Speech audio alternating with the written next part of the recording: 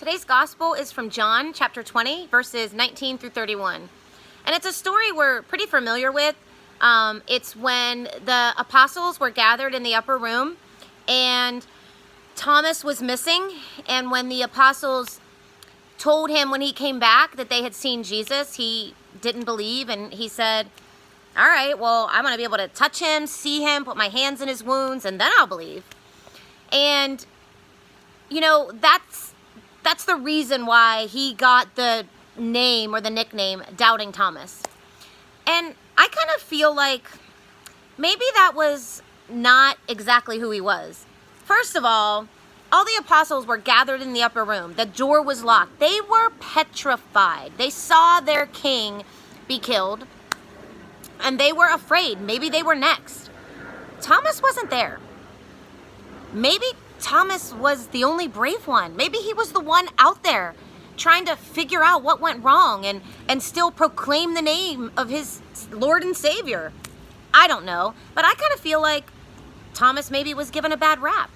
And then when he came back, he didn't believe when they told him that Jesus was alive. And I wonder if he didn't believe because they didn't act like they saw Jesus. When you see Jesus, when you meet Jesus, when you encounter Jesus, you can't keep it in. I kind of wonder if maybe it was their attitude, their actions, the way in which they told him that they saw Jesus. Maybe it wasn't very believable. And so maybe he didn't doubt. Maybe the people that were sharing Jesus with them weren't very believable. And I kind of feel like that's what happens sometimes with us as Christians. You know, we want to share the good news. We want to tell other people about Jesus. But the way in which we do it doesn't always convince people that Jesus is who you want to follow. As Christians, sometimes we can be judgmental. We can not love the way he wants us to love. And so we're saying the right things. We're saying we believe in Jesus, but we're not showing it. We're not acting like it. People aren't going to come to know Jesus because of what we say. They're going to come to know him because of how we act.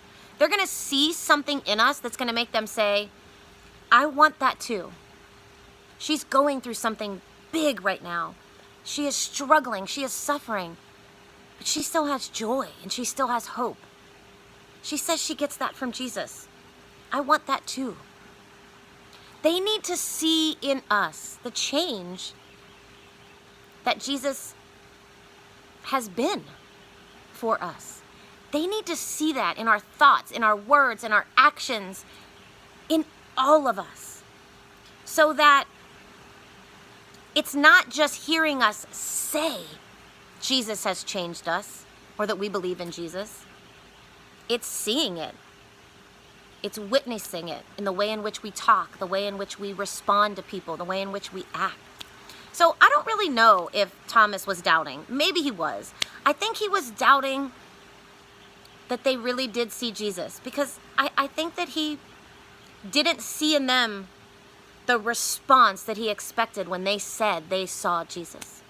So my hope and prayer is as we continue in this Easter season, that the joy of Jesus isn't kept inside, that others can come to know Jesus because they know you and they see him in you. That's what it's all about. It's leading others to him because of who we choose to be,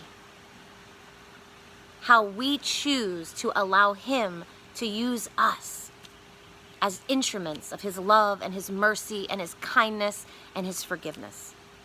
So be a little bit more like Jesus tomorrow than you were today. And maybe you'll start to see people believing in the God that you say has changed your life. Have a great week.